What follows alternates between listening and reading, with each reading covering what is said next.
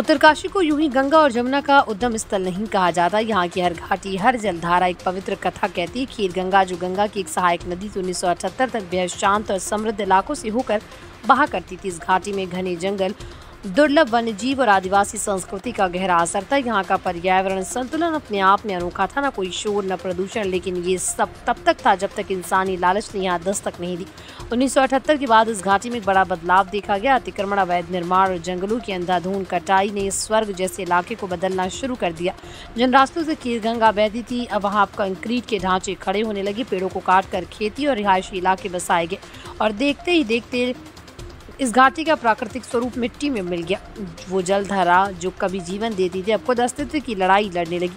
प्रशासन के देखिए पर्यटन का दबाव जहाँ एक और, स्थानीय प्रशासन को घाटी के संरक्षण के लिए सख्त कदम उठाने चाहिए थे, वहीं अव्यवस्थित पर्यटन और जमीन कब्जाने की होड़ ने हालात और बिगाड़ दिए। खीर गंगा जैसे धार्मिक और प्राकृतिक स्थल को कमर्शियल टूरिज्म का हिस्सा बना दिया गया।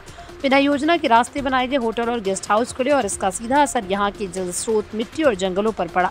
घाटी में जल संकट भी दिखने लगा और पारिस्थितिकी तंत्र बुरी तरह प्रभावित हुआ। खीर गंगा घाटी सिर्फ एक नदी का मार्ग नहीं, बल्कि सैकड़ों प्रजातियों के जीव जंतुओं और आदिवासी समुदायों का घर था।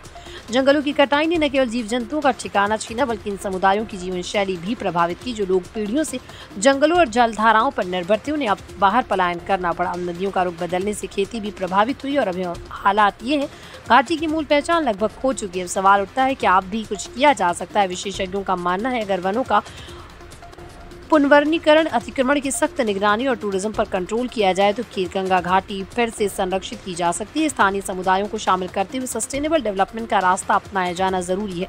इस घाटी को बचाना सिर्फ उत्तरकाशी का नहीं, बल्कि हम सभी का कर्तव्य है, वरना आने वाली पीढ़ियों को सिर्फ तस्वीर पर अफसोस ही मिलेगा।